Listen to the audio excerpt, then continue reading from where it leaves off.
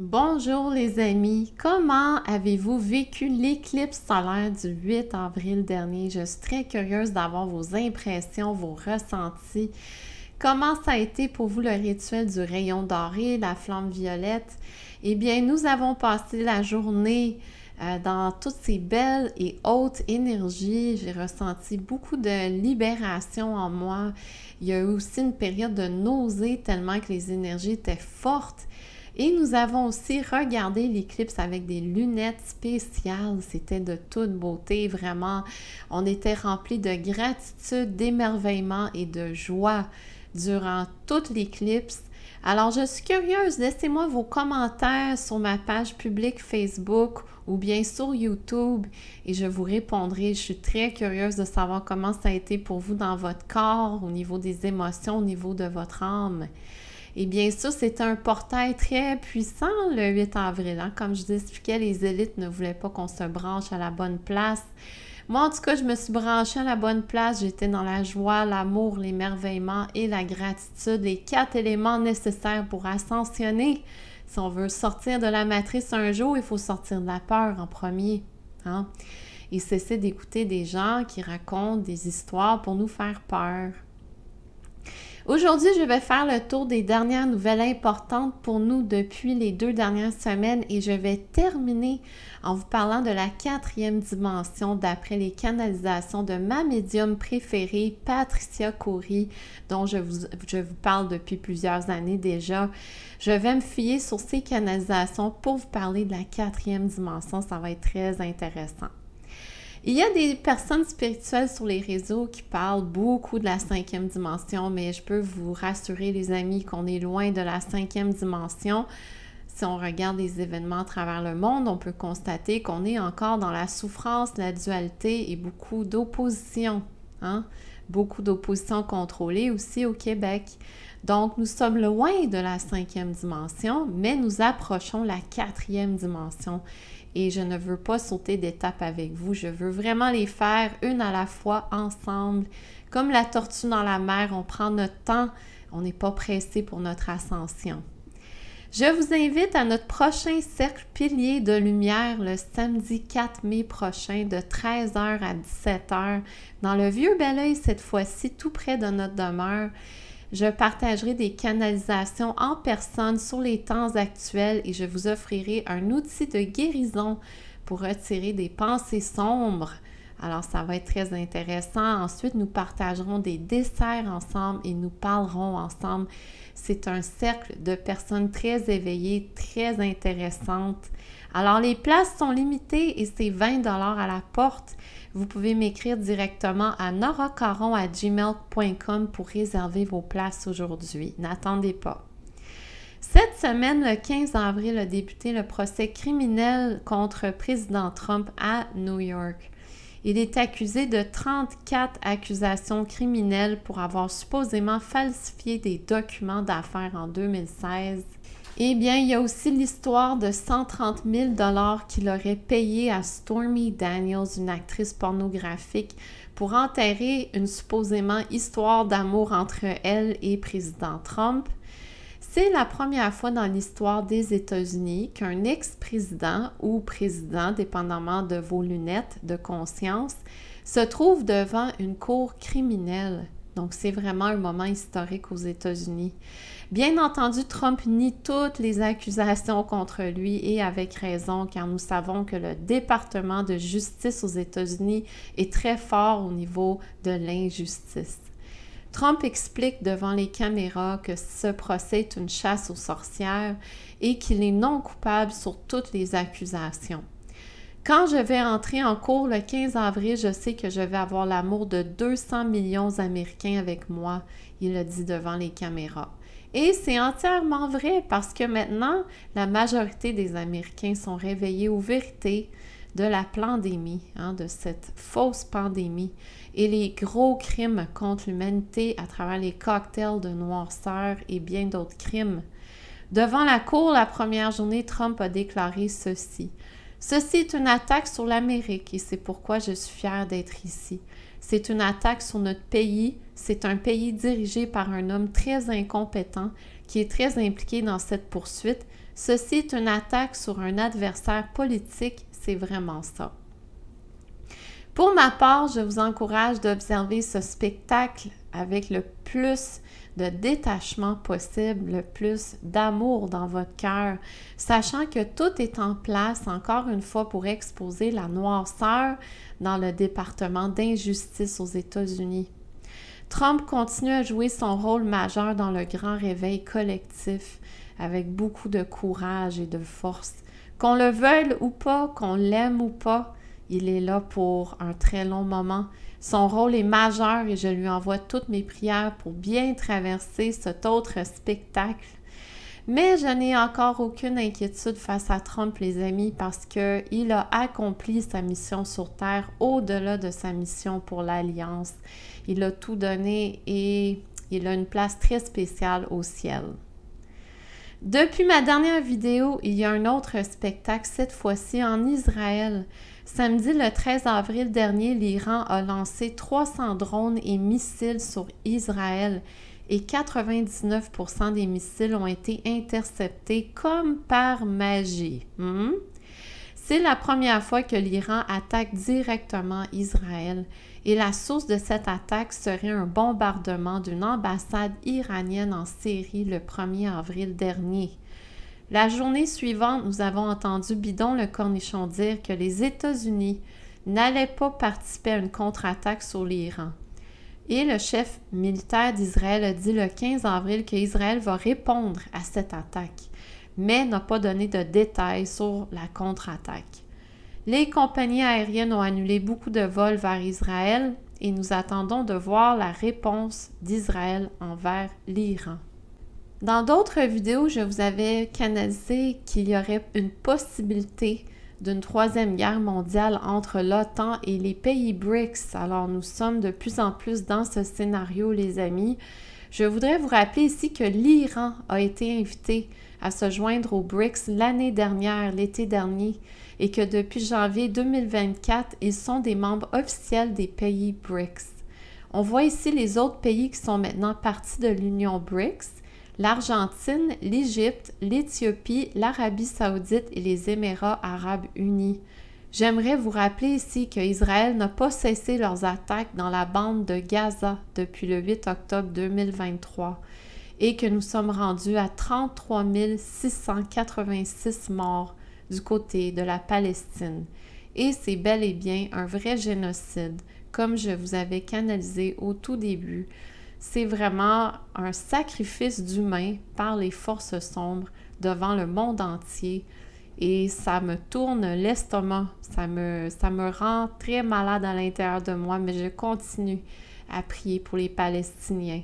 Et il y a de l'action en Argentine, le nouveau membre de l'Union BRICS depuis janvier 2024. Le président Javier Milei est définitivement, sans aucun doute, un chapeau blanc en train de libérer le peuple argentin des mondialistes et du nouvel ordre mondial. Dans un article récent du Epoch Times, Milei est vu avec une scie à chaîne devant les caméras pour annoncer qu'il va abolir 70 000 postes au gouvernement les mois à venir. C'est énorme comme annonce, les amis. La photo vaut 1000 mots, n'est-ce pas? Elle est intense et annonce un changement majeur en Argentine, le nouveau membre des pays BRICS. Milei déclare qu'il va réduire la dette gigantesque de son pays, qu'il va aller nourrir les 5 millions argentins qui sont affamés et qu'il va amener un système économique basé sur le libre-échange. Le voici avec Elon Musk récemment sur X et encore à nouveau avec Ryan Cohen, le PDG de la compagnie GameStop dans laquelle je suis investie depuis 3 ans maintenant avec ma sœur, je vous en ai déjà parlé. C'est la seule compagnie à la bourse en laquelle j'ai confiance car ce mouvement est présent pour combattre les forces du mal au niveau du marché financier et bien sûr, ils font partie des chapeaux blancs. Alors, je vous répète, GameStop à la bourse, ça serait peut-être une belle idée de vous joindre à ce mouvement lumineux et nous espérons bien sûr à la fin qu'ils vont gagner leur lutte contre toute cette noirceur. Si les piliers de lumière sont fiers d'être pris en photo avec Javier Milei, croyez-moi que cet homme est du bon côté de notre guerre. Voyons voir comment l'Argentine va remonter la pente et devenir un pays indépendant du Forum économique mondial qui bien sûr équivaut aux élites, qui équivaut aux vampires, etc. C'est toute la même affaire. Parlons un peu du marché financier maintenant. J'ai parlé avec ma sœur cette semaine qui m'a expliqué certaines choses que je vais vous transmettre ici. Comme vous savez, ma sœur ne veut pas devenir un personnage public. Elle a assez de choses à gérer de son côté du monde. Vous vous souvenez de la charte que je vous avais montrée en novembre 2023 qui démontrait que tout allait très bien à la bourse, que tout allait vers le meilleur. Je vous disais de faire très attention aux chiffres, de ne pas vous fier sur les chiffres. Je vous expliquais que c'était une belle illusion, la remontée. Eh bien, depuis 2 semaines, regardons cette charte maintenant.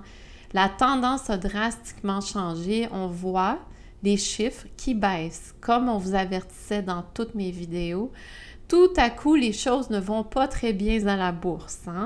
Je vous disais en début février 2024 qu'une source fiable parlait des milliardaires qui vendaient toutes leurs actions, mais de tous les bords et tous les côtés.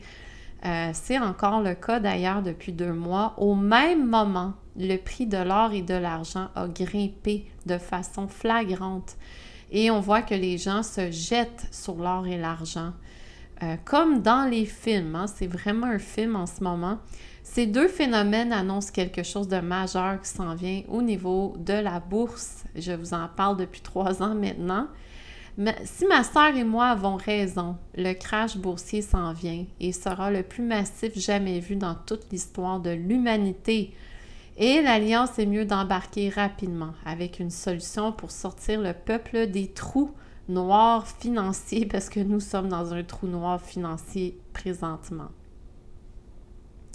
Le mouvement des agriculteurs en révolte au Québec continue et il y a eu une manifestation à Vaudreuil-Dorion le 10 avril dernier. 120 tracteurs se sont présentés et 450 personnes. Éric Duhem s'est présenté sur place pour soutenir les agriculteurs. Il a parlé devant certaines caméras. Le rôle d'un agriculteur n'est pas de travailler pour le gouvernement. Son rôle est de travailler sa terre et de nourrir les Québécois. S'il y a un service essentiel au Québec, c'est bien eux. On est en train d'égorger les agriculteurs et ils n'arrivent plus. Eh bien, je suis bien d'accord avec M. Duhem ici.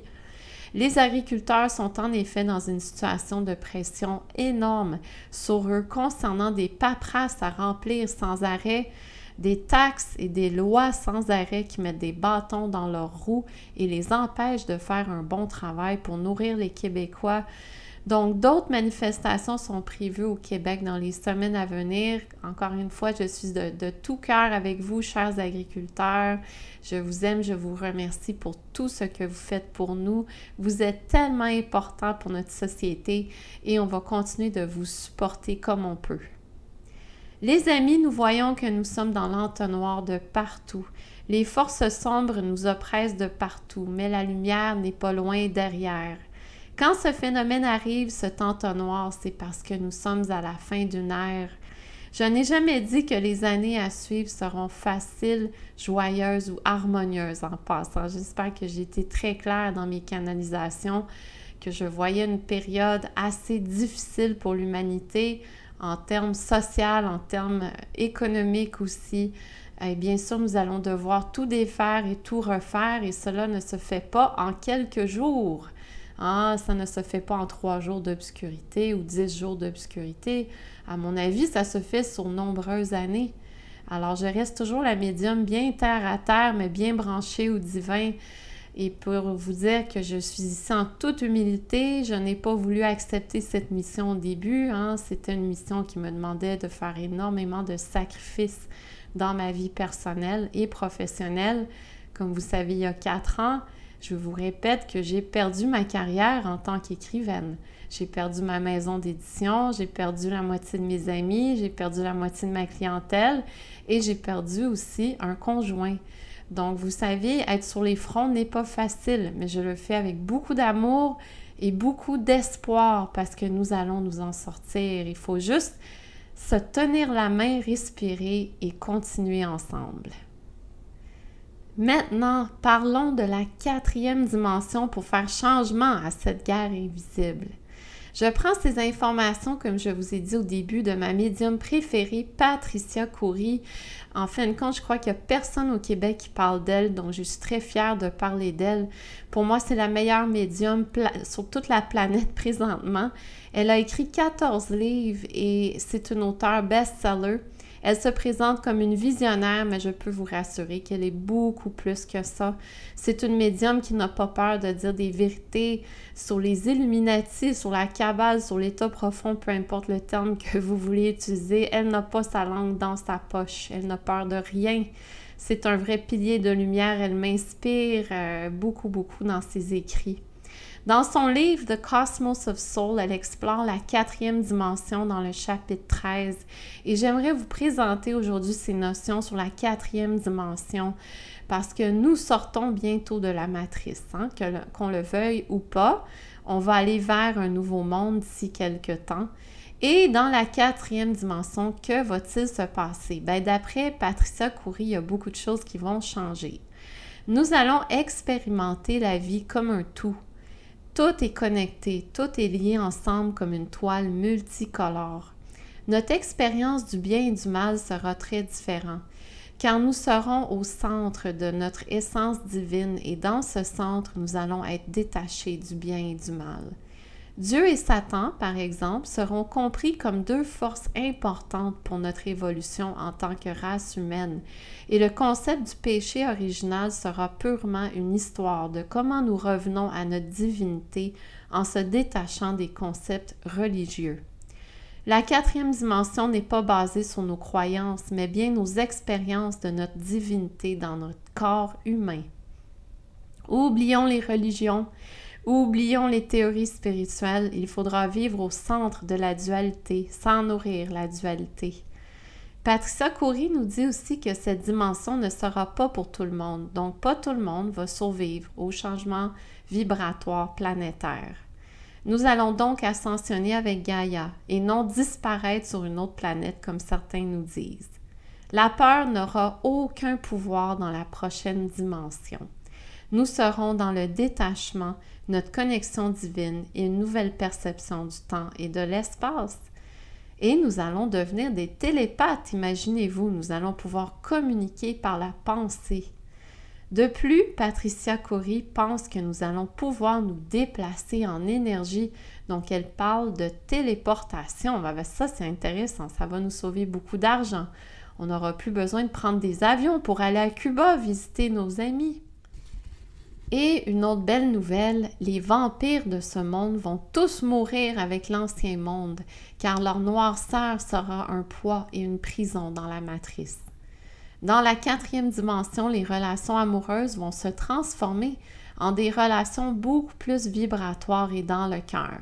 Donc, Patricia Coury nous explique que la sexualité sera plutôt en 2e plan et que la connexion du cœur sera en 1er plan.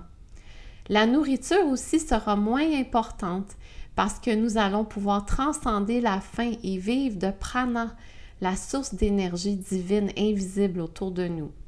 Et d'après Patricia, nous entrons de plus en plus dans cette prochaine dimension. C'est pourquoi les gens dans l'ego et dans la matrice vont trouver les temps très pénibles à venir. L'ego perdra tout son pouvoir dans la 4e dimension et il faudra apprendre à vivre dans le cœur en tout temps. Oh là là, ça risque d'être bien intéressant, hein? Voilà les amis pour la vidéo cette semaine. Vous pouvez faire un don à Terre Cosmique en tout temps en allant sur notre blog au www.terrecosmique.com dans la section à propos et contributions. Nous vous remercions beaucoup pour vos dons. Et si vous traversez une période très difficile en ce moment, au niveau mental, émotionnel, physique ou spirituel, je vous invite à m'écrire à noracaron@gmail.com pour céduler un rendez-vous pour le nettoyage des champs vibratoires, le Reiki, la libération des chakras, soit avec moi ou soit avec mes thérapeutes que j'ai formés à travers le Québec, des très belles et bonnes personnes dans le cœur, dans l'humilité et bien sûr bien aligné avec les vérités de nos jours. N'oubliez pas que les soins énergétiques nous aident à nous purifier, à nous libérer de la matrice, à transcender nos peurs, à dissoudre nos émotions toxiques et bien sûr couper des liens toxiques avec des relations difficiles. Profitez du printemps, les amis, sortez dehors, prenez du soleil, respirez l'air frais. Nous allons traverser des grosses vagues. D'après mes visions, nous rentrons dans des très grosses vagues au mois d'avril. Je sais que je dis cela depuis quelques années, mais les vagues s'intensifient. Pourquoi? Parce que Gaïa va ascensionner et certaines personnes aussi vont ascensionner. Donc, soyons prêts à tout. Et bien sûr, je le redis, mais il y aura des coups et des contre-coups. Nous devons juste faire preuve de beaucoup de courage, de patience, d'amour et de compassion. Alors, à très bientôt, les amis. Je vous souhaite un beau début de printemps.